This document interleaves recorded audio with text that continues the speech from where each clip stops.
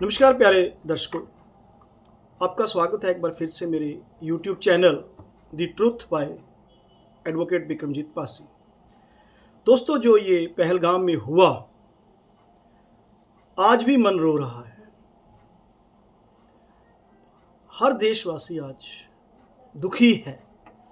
बड़ा निंदनीय, कायरतापूर्ण ये जो कृत्य किया आतंकवादियों ने पाकिस्तान की सह पर, और जो हमारे 28 लोग शहीद हुए, 17 के करीब जख्मी हो चुके हैं और वो अब हॉस्पिटल्स में हैं।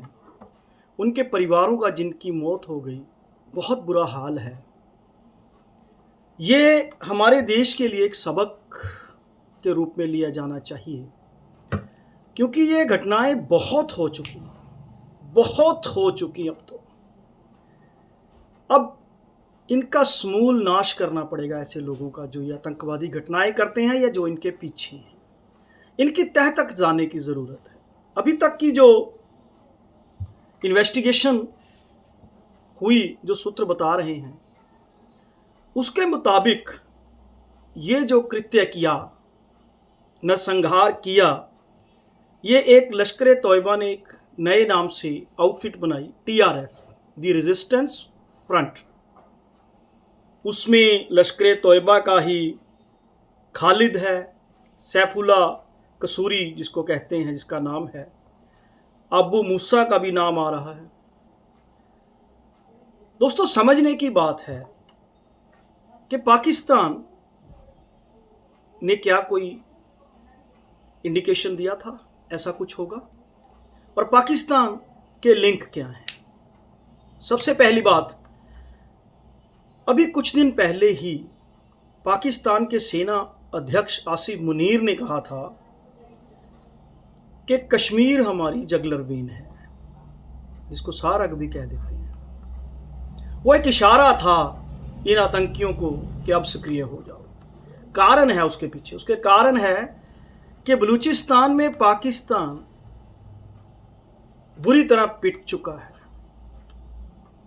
और खैबर पख्तूनख्वा में भी पाकिस्तान की आर्मी की बुरी हालत है।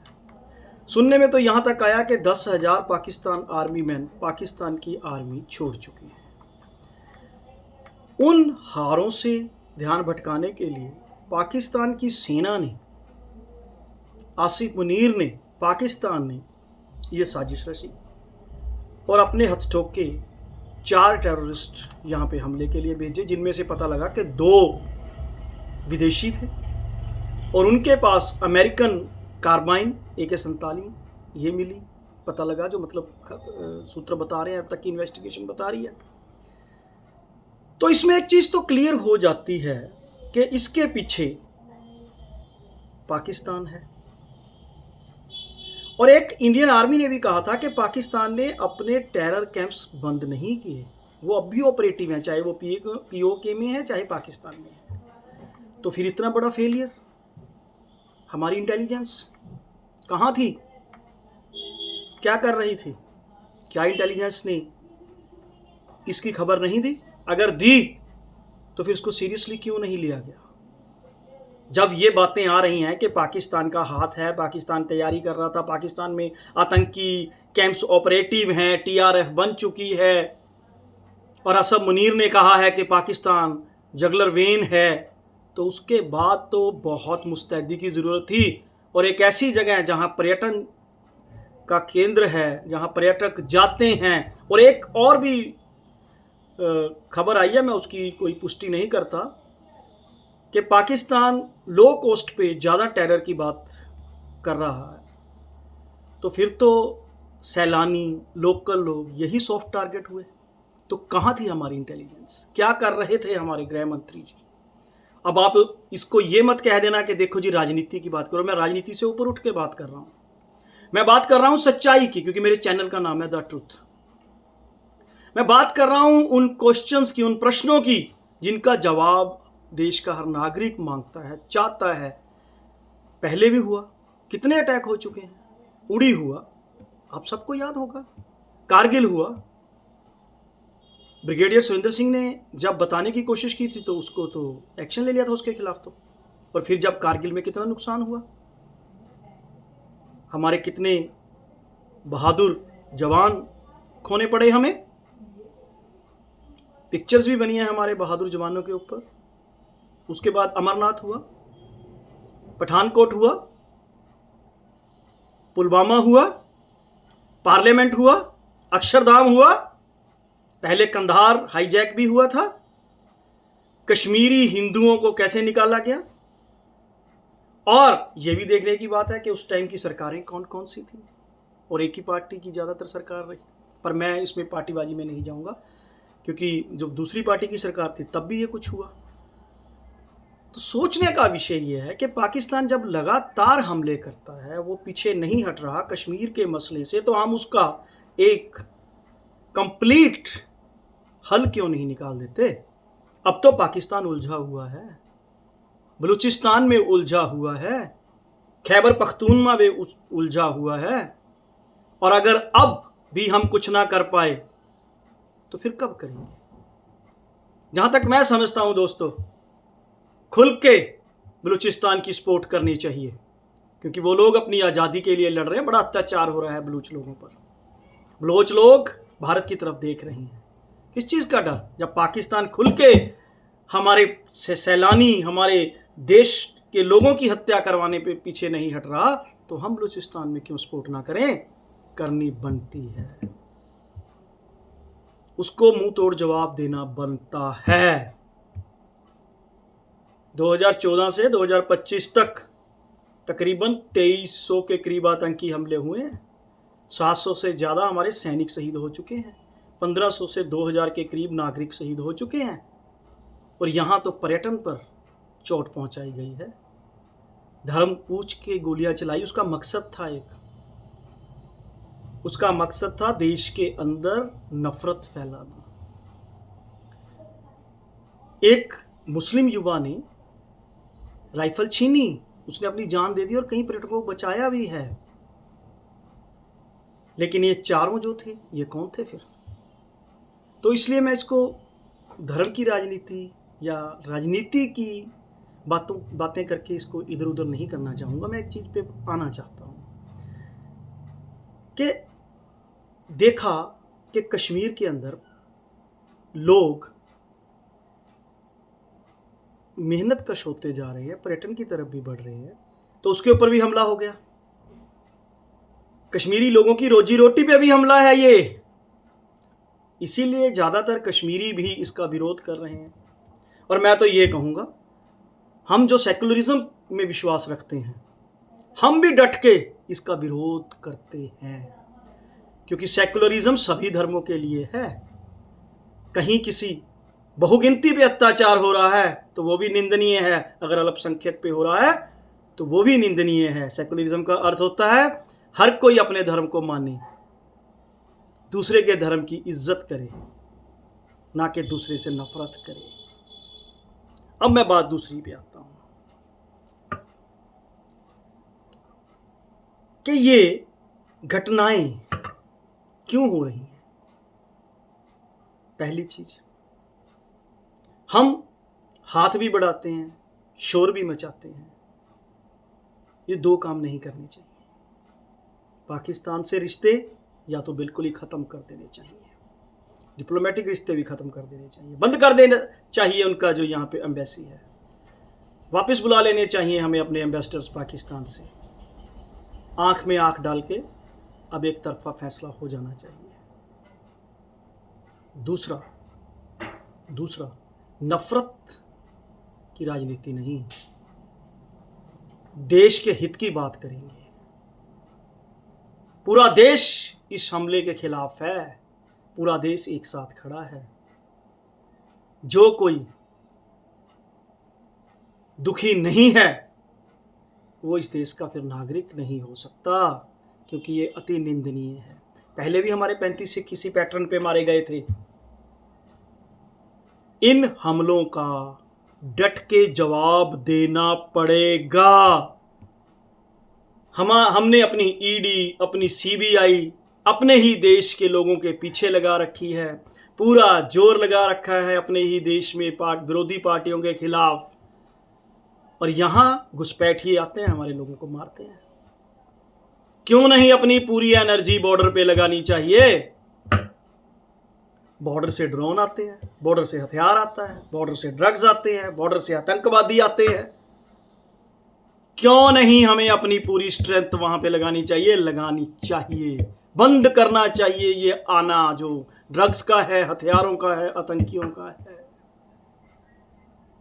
बड़ी एग्जांपल्स दी जा रही हैं जी कि इजराइल ने जैसे किया वैसे कर देना चाहिए।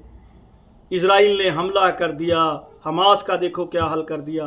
बिल्कुल करना चाहिए, पाकिस्तान का यही हाल करना चाहिए जो वहाँ पे आतंकी हैं उनका। लेकिन एक चीज़ मैं और कहूँगा, इजराइल में तो सभी पार्टियां एकजुट हो गई थी इस मुद्दे पे, सभी ने मिलके सरकार दोबारा चुन दी थी। हमारे देश में विरोधी पार्टी सबसे बड़ी दुश्मन। पर यह पार्टीबाजी की तरफ ना जाए हमारी आज की जो वार्तालाप है, तो मैं इसको फिर वापस आता हूं उसी बात के ऊपर। सुनने में तो ये भी आ रहा है कि एक आईबी के हमारे ऑफिसर थे नेवी के, उनकी भी मौत हुई। किस्मत से केरला हाई कोर्ट के 3 जजेस थोड़ी देर पहले वहां से निकले हैं। ये खबर आई है, मैं इसकी पुष्टि नहीं करता, पर यह खबर इस वक्त आ रही है कि वो थोड़े समय पहले ही वहां से निकले हैं किस्मत के साथ। तो कितना बड़ा प्लान था ये, सोचना पड़ेगा। और एक चीज और, जो रोड साइड है इस जगह से वो आधा घंटा की दूरी पर है, तो आधा घंटा वो हथियार लेके अपने अपने हथियारों के साथ चल के यहां तक आए या किसी मोटरसाइकिल से यहां तक आए। एक से एक कड़ी मिलानी पड़ेगी, उस कड़ी को नेस्तानुबूद करना पड़ेगा, खत्म करना पड़ेगा, समूल नाश करना पड़ेगा उस कड़ी का। तब जाके कुछ मलहम, कुछ मरहम, कुछ सांत्वना जो ये शहीद हुए ना, इनके परिवारों को मिलेगी। हम बहुत डिफेंस पे बजट रखते हैं, रखना भी चाहिए और भी रखना चाहिए। डिफेंस के मामले में तो कहीं कोई कॉम्प्रोमाइज नहीं हो सकता, क्योंकि हर देश के अपने हित होते हैं, हमारे भारत के अपने हित हैं। हम देश की सरकार के साथ खड़े हैं, लेकिन वो डिफेंस इक्विपमेंट्स रुकने नहीं चाहिए, रुकने नहीं चाहिए। ईंट का जवाब पत्थर से देना पड़ेगा, तभी उन आतंकियों को, उन मानवता के हत्यारों को, क्रूर राक्षसों को सबक मिलेगा। तभी, क्योंकि ये मासूमों की जान उन्होंने ली है, उन्होंने ली है इन मासूमों की जान, और इसके पीछे कोई शक नहीं है, पाकिस्तान है, पाकिस्तान की सेना है। मेरी भारतीय सरकार से विनती है कि अब पीछे हटने का समय नहीं है। पाकिस्तान अपनी चालों से 1971 से मैं देखता आ रहा हूं, नहीं पीछे हटा। हम देख रहे हैं कैसे इन्होंने बांग्लादेश में खेल खेला, लगा हुआ भारत के खिलाफ साजिशें रचने में। और हमारे यहां देश में राजनीति इतनी हावी हो जाती है कि देश के असली हित भूल जाते हैं। अमित शाह जी, पूरा ध्यान बॉर्डर्स पे लगाइए, अपनी होम मिनिस्ट्री पे लगाइए। कहीं भी कोई भी स्टेट में सरकार बन रही है, वो बन तो देश की रही है, देश के लोगों की बन रही है। यहां तो विदेशी आके मार रहे हैं। सोचो क्या हो रहा है। और मैं अपने सभी भाइयों से, चाहे वो किसी भी धर्म के हों, उनसे एक विनती करता हूं, कि जो हमारा देश है ना, फूलों का गुलदस्ता, इसकी खुशबू तभी कायम रहेगी जब सभी धर्मों के लोग ना सिर्फ शब्दों से इस हत्याकांड की मजम्मत करेंगे, विरोध करेंगे, नफरत दिखाएंगे, बल्कि प्रैक्टिकली भी करेंगे, प्रैक्टिकली भी नफरत दिखाएंगे, प्रैक्टिकली भी ऐसी घटनाओं को, जो ये निंदनीय घटनाएं हैं, उनकी भत्सना करेंगे और सहयोग करेंगे हमारी एजेंसीज का, हमारी सरकारों का, चाहे वो स्टेट गवर्नमेंट है चाहे केंद्रीय सरकार है। और सरकार भी सिर्फ राजनीतिक हित या चंद किसी और के हित ना देख के देश के लिए डट के खड़ेगी। और हम आस भी रखते हैं, हम तो यही चाहते हैं कि एक नागरिक आपके साथ है, अब पैर पीछे मत करो। क्योंकि सेना ने एक बार, किसी अधिकारी ने कहा था कि जब पुलवामा भी हुआ ना, हमने स्ट्राइक की, उसके बाद पाकिस्तान ने भी स्ट्राइक की, फिर हम चुप कर गए। नहीं, होने दो नुकसान एक बार। हम कहते हैं, मैं भी कहता हूं कि युद्ध किसी समस्या का हल नहीं है, और जो युद्ध है वो नुकसान करता है। पर जब दूसरा, हमारा दुश्मन, हमारा विरोधी मान ही नहीं रहा, जख्म पे जख्म दिए जा रहा है, तो ये रोज के जख्म खाने से तो अच्छा है कि जितना घाव वो हमें दे, उससे कहीं गुना घाव हम दें, उसको दें, पता लगे। आम नागरिकों का कसूर नहीं होता, चाहे वो हम पाकिस्तान के हैं चाहे वो भारत के हैं।